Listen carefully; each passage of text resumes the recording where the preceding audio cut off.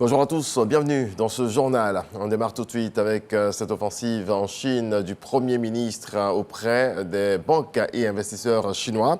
Patrick Hachi a rencontré les principaux chefs d'entreprise et les patrons de banques. Jean-Luc Bambo. Une vingtaine de grands patrons d'entreprises chinoises œuvrant dans les secteurs du tourisme, l'intelligence artificielle, l'énergie, la finance ou encore les télécommunications, en tête-à-tête avec le Premier ministre Patrick Hachi. Un entretien en marge du forum BOAO pour l'Asie aux allures de véritable offensive économique auprès du secteur privé chinois. On a un plan de développement 2021-2025 qui fait la liste de l'ensemble des projets, les grands projets dans lesquels on a l'intention d'investir. Si un ou un autre des projets vous intéresse, vous pouvez donc vous approcher de l'ambassade qui tient à disposition ces documents-là pour voir quels sont les projets qui vous intéressent. Et même lorsque nous serons partis, vous pourrez donc poursuivre avec lui les discussions. Lui-même est en contact avec les ministères concernés en Côte d'Ivoire et il pourra faire, je dirais, la liaison. Nous avons également des mesures d'attrait des investisseurs privés qui portent sur l'exonération des droits de douane, qui portent sur l'exonération des droits fiscaux, qui portent sur l'exonération des impôts sur un certain nombre d'années en fonction du secteur dans lequel vous êtes ou en fonction de la zone géographique où vous vous trouvez dans le pays. Immobilier, agrotransformation, énergie, toutes les pistes d'investissement ont été présentées à ces patrons d'entreprises qui n'ont pas caché leur intérêt de rejoindre la Côte d'Ivoire. Il a été également question d'investissement en Côte d'Ivoire au cours des échanges entre le Premier ministre et le président de la Banque asiatique d'investissement pour les infrastructures. J'ai partagé avec son Excellence le Premier ministre des informations sur la banque et sur les activités de la banque aussi bien en Asie qu'au-delà. Je lui ai réaffirmé la place de choix que la banque accorde à la Côte d'Ivoire parmi les pays membres. Nous avons déjà démontré cet intérêt pendant la crise sanitaire en finançant des projets de lutte contre la Covid-19 en faveur de la Côte d'Ivoire et de sa population. Nous travaillons par ailleurs sur des projets concernant la communication et les télécommunications et sommes convaincus que la Côte d'Ivoire continuera de jouer un rôle de plus en plus important en tant que partenaire de la banque. La banque avait accordé un prêt de 90 millions d'euros à la Côte d'Ivoire dans le cadre de la lutte contre la Covid-19. C'est avec le gouverneur de la Banque de Chine que le Premier ministre a achevé cette offensive économique menée en marge de sa participation au forum BOAO pour l'Asie. On reste en Chine avec notre envoyé spécial pour faire le point de ces rencontres. Rencontre entre Patrick Hachi et la directrice du Fonds monétaire international, Kristalina Georgie, et l'ancien secrétaire général de l'ONU, Ban Ki-moon. L'économie au centre des échanges. Regardons. Ils ont tous les deux pris part à la cérémonie d'ouverture du Forum BOAO pour l'Asie où ils ont souligné la nécessité de renforcer la solidarité et la coopération au sein de la communauté internationale. Un souhait qu'ils ont réaffirmé au cours de cet échange qu'ils ont eu en marge de ce forum. Le Premier ministre Patrick Hachi et Kristalina Georgieva, directrice générale du FMI, ont surtout évoqué les défis socio-économiques auxquels fait face la Côte d'Ivoire, ainsi que ses perspectives de développement.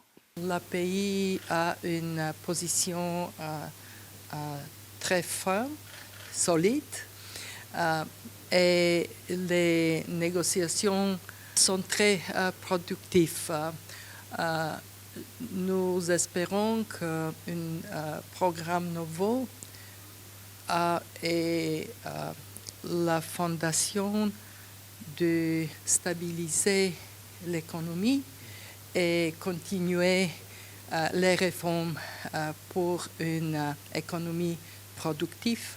L'autre rencontre de la journée du Premier ministre s'est déroulée avec l'ancien secrétaire général des Nations Unies, Ban Ki-moon. Les échanges ici ont notamment porté sur la situation socio-politique et économique en Côte d'Ivoire. Et en Côte d'Ivoire, la campagne intermédiaire de commercialisation du cacao démarre aujourd'hui, 1er avril.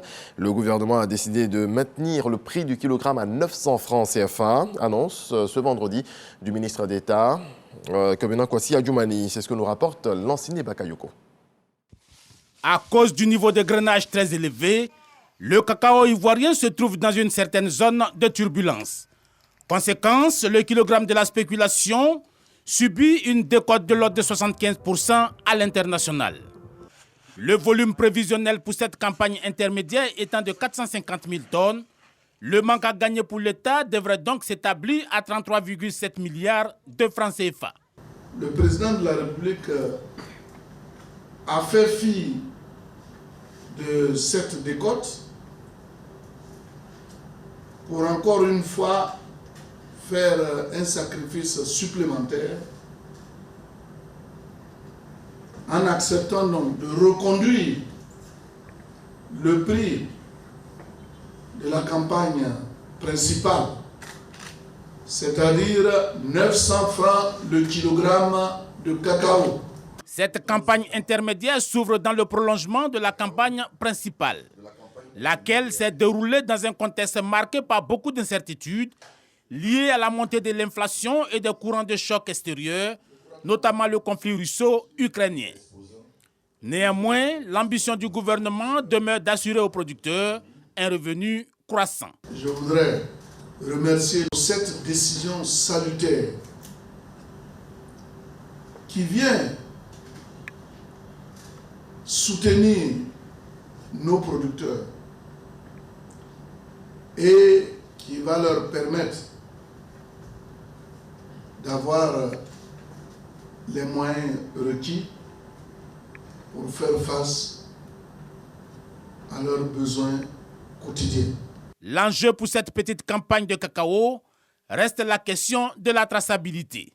Surtout que le Conseil de l'Union européenne a pris une mesure visant à limiter la consommation de produits qui contribuent à la déforestation ou à la dégradation des forêts. Ce chiffre dans le domaine de la défense, 2460 recrues après 3 mois de formation commune de base ont été présentées au drapeau à Boaké, Yamoussoukro et Séguéla. On voit cela avec Kader Sogodogo. École nationale des sous-officiers d'active Nsoa Boaké. Le colonel Franck Hilaire Goué-Blépou, commandant école sous le regard bien avisé du général de brigade Ahmed Zana Traoré, s'adresse aux nouvelles recrues de la classe 2022-2A.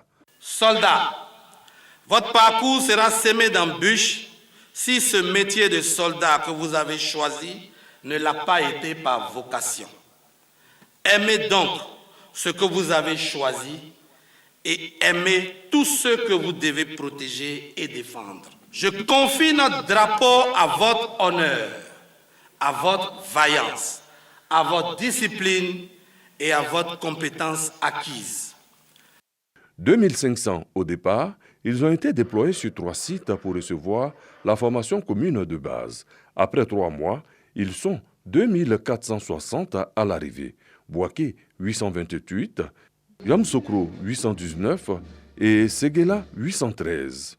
Ces soldats constituent le deuxième contingent d'un effectif de 10 000 soldats appelés à renforcer les forces armées de Côte d'Ivoire conformément aux directives du Conseil national de sécurité. Déjà, l'état-major général des armées a entamé le processus de sélection du troisième contingent qui devrait comporter 3 000 soldats. C'est en présence de leurs parents, de leurs amis et connaissances et de la hiérarchie militaire que ces nouvelles recrues ont procédé à leur premier défilé devant le drapeau national. C'est à l'unisson qu'ils reprennent l'hymne national comme pour dire qu'ils sont prêts à défendre la patrie au péril de leur vie. Un mot de religion à présent, la solidarité est manifestée, la solidarité en ce mois du Ramadan est manifestée à Divo. Le ministre Amédée Kouakou fait des dons à la communauté musulmane. C'est une tradition pour le maire de Divo de soutenir les fidèles chaque année. Éric Ogori nous en parle. Dans toutes les mosquées où il est passé, Amédée Kouakou a demandé de prier pour le président de la République en ce mois saint. Le message trouve écho favorable auprès du COSIM local. Comme il a dit, le président de ce pays, beau pays, la Côte d'Ivoire, nous prions pour lui la santé et tout ce qu'il veut pour la ressource de la paix en Côte d'Ivoire, que Dieu facilite pour lui. Des tonnes de riz, du sucre, des pâtes alimentaires, de l'huile, du lait pour cette période de Ramadan où la solidarité ivoirienne se manifeste. Les bénéficiaires disent leur reconnaissance. Ce n'est pas la première fois que le ministre vient dans nos mosquées nous donner ses présents pour le mois de Carême. Beaucoup de familles n'ont pas les moyens de se soulager. Ce don va soulager ces familles qui sont en difficulté. Le maire de Divo renouvelle une fois encore sa fidélité à l'endroit de la communauté musulmane de Divo. La vision du président, c'est vraiment d'apporter le développement, le bonheur aux Ivoiriens. Mais tout ça ne peut se faire que dans la paix.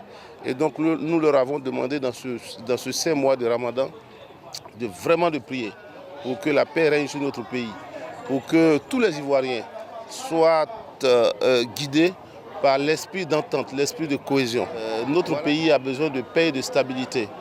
Tout le monde voit tous les grands chantiers que le président a ouverts en matière des infrastructures routières, au niveau de la santé, au niveau des écoles. Le Ramadan est le 9e mois de l'année lunaire, pendant lequel le musulman doit s'abstenir de manger et de boire entre le lever et le coucher du soleil. On termine l'actualité nationale en sport. La 39e conférence des ministres de la jeunesse et des sports de la francophonie s'est tenue à Brazzaville.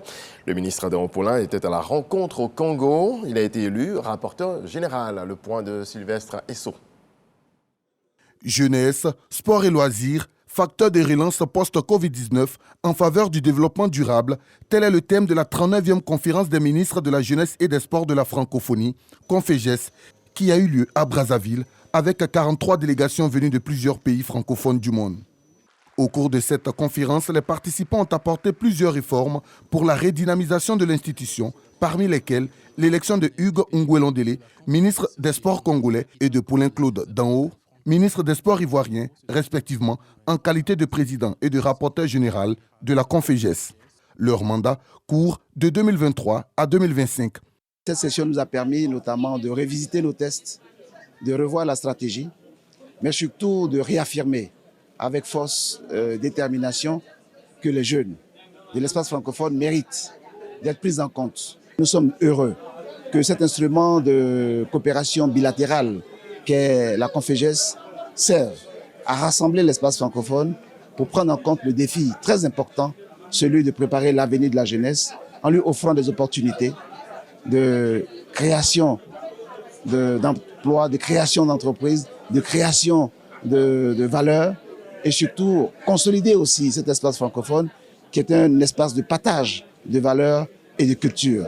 Les 40e et 41e éditions de la Conféges auront lieu respectivement au Maroc et en Côte d'Ivoire. Dans le reste de l'actualité, Oscar Pistorius devra rester encore au moins 1 an et demi en prison. L'ex-superstar sud-africaine, condamnée en novembre 2017 pour le meurtre de sa petite amie Riva Steenkamp, a vu sa demande de libération conditionnelle refusée ce 31 mars. Pour rappel, aux premières heures de la Saint-Valentin, le 14 février 2013, Riva Steenkamp, 29 ans, venue passer la nuit chez lui à Pretoria, avait été tuée de 4 balles. Ce n'est pas un poisson d'avril, hasard du calendrier, et en pleine guerre en Ukraine, la Russie s'apprête à prendre la présidence tournante du Conseil de sécurité des Nations Unies ce samedi 1er avril. Nombreux sont ceux qui se demandent comment Moscou va bien pouvoir superviser un organe qui s'efforce à maintenir la paix, la sécurité dans le monde, tout en pilotant son offensive militaire en Ukraine. Point final, excellente journée à vous tous.